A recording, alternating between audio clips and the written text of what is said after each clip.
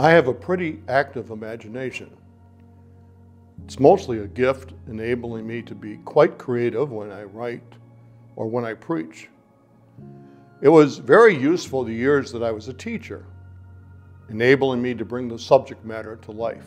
My imagination has often enabled me to create pictures and images with words. Many people have shared with me that these word pictures can be helpful in their understanding of a difficult concept or some kind of theological lesson that might be appropriate.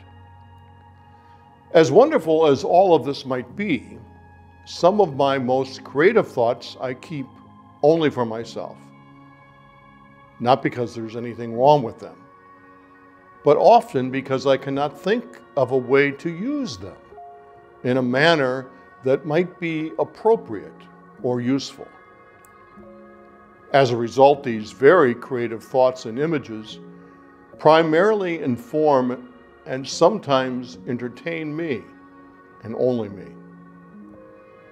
Recently, I imagined something that I believed was comforting and at the same time intriguing.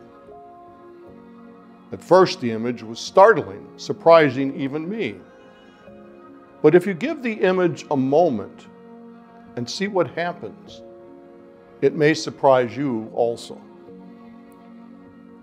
I imagined a cemetery for gods, a huge field, perhaps best understood as a garden, a graveyard, a final resting place for all of the gods that have played a role in the different human cultures and civilizations that have existed in time.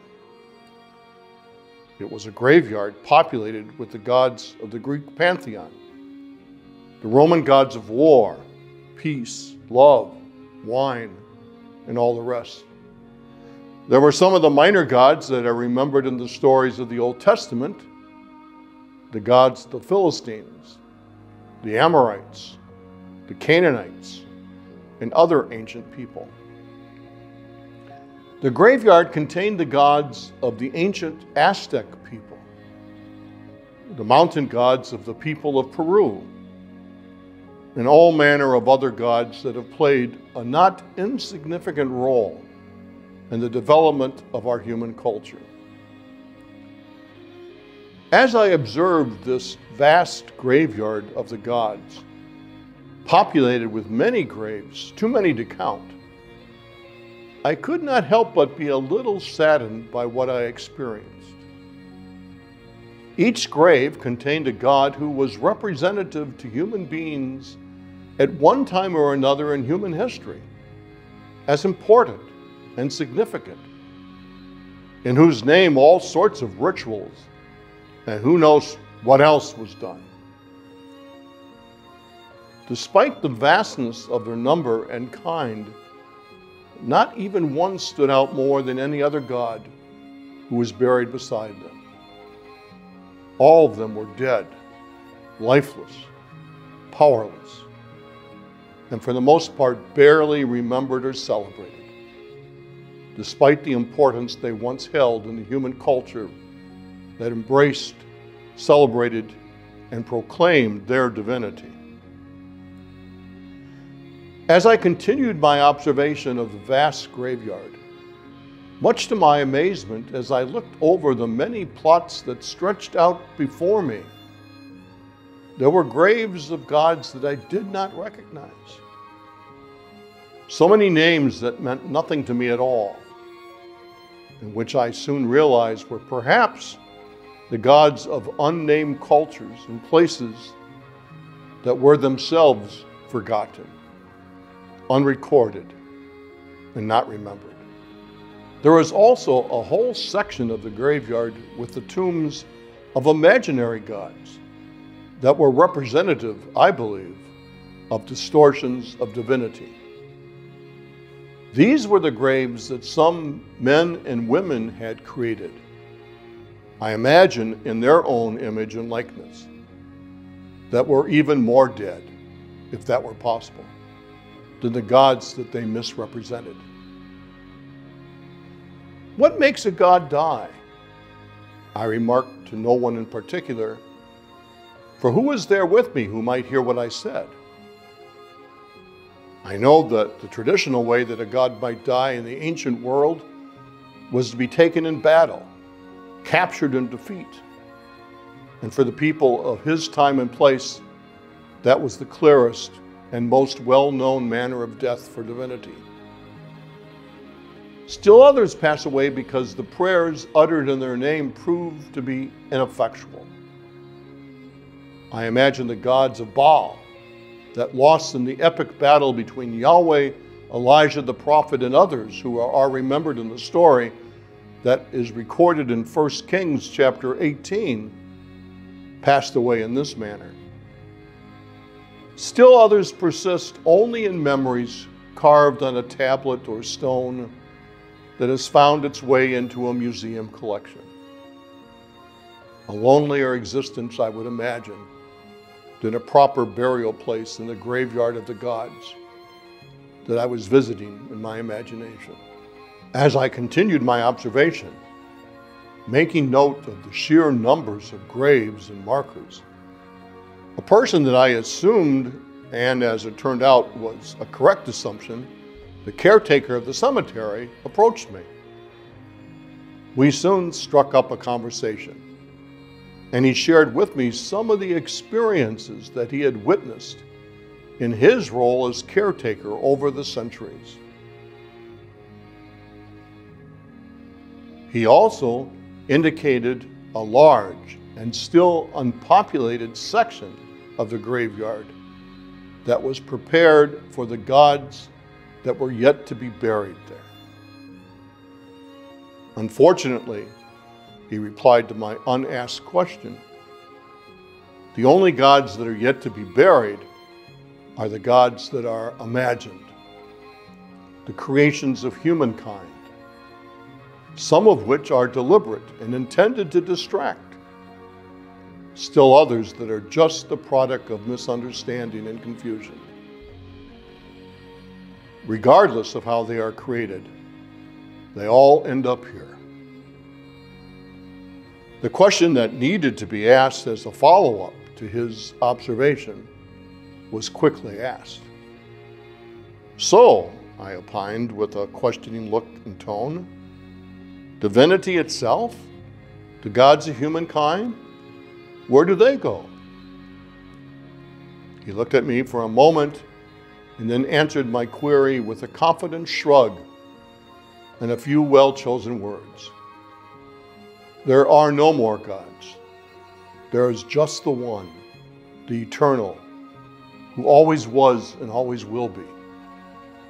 The only gods that still die are the imaginary gods, the distortions and the distractions. The firmness of his answer, offered without any sense of confusion and no hint of any question that might remain, did not surprise me. There was something about the truth of what he offered and the manner in which he offered this truth that did not need a response, only acceptance. And so I nodded in agreement and stood in the silence of the moment. After just a few moments, he walked away, busy with his eternal task. And I returned to my thoughts and my imagination. Imaginative stories, whether they are good or bad, can only contribute a certain limited perspective to our own appreciation and understanding. What is important about the story is not necessarily the details, but perhaps most important of all, what the story might teach or suggest. The feelings, the questions, and the thoughts that the story generates helps us to form our understanding and appreciation for what has been shared. They also provide the framework for our own storytelling when we repeat or remember the story at a later time. The details that we provide, the way we emphasize one point over another, all contribute to a deeper understanding and appreciation of what we need to hear and what we might need to learn. For Christians, formed and informed by the stories of Jesus, in particular, the stories that Jesus shared with us about his Father, his Abba, these stories are essential for our own faith, our formation, our life, our development. Christians instinctively understand that both Jesus and the Abba are not at rest in the cemetery of the gods. The one, the good, and the holy is not dead. It is not lifeless. Even more important, Jesus and Abba are not distortions and distractions. Although when their story is shared and repeated, it can be both distorted and redirected if the storyteller is determined to deceive. Thankfully, the truth of what the story represents and teaches is more expansive and engaging than any single storyteller. If we return to the original story and the original storyteller, Jesus, the power and the life of what he faithfully represented and intended, the manipulated retelling in service of some other kind of distraction, will not stand the test of authenticity and inspiration. It will collapse under the weight of its own distortions and half-truths. Due diligence is always a well-chosen perspective and very useful for a person who's trying to walk a spiritual path that leads to life. Even when we have been privileged with what we know to be true and essential, it's still possible for us to fall prey to the temptation that is as old and persistent as the stories of creation and divinity. The temptation to create a God who's doomed to die and to be buried in the graveyard of the gods. A God who is created in our own image and likeness. Far too often, these distorted gods seem real to us only because they are rooted in our own fear, our guilt, our anxiety, our struggles. They seem real because the feelings are real. We confuse the feelings with the distorted image of something that we created that is incapable of life and cannot lead us to anything beyond ourselves, and the isolated vastness of the wasteland that is representative of our distorted experiences and feelings. In your imagination, I invite you to journey to the graveyard of the gods. Stand before the lifeless and the uninspiring tombs of the gods who have died, those who existed at best only to distort and to distract.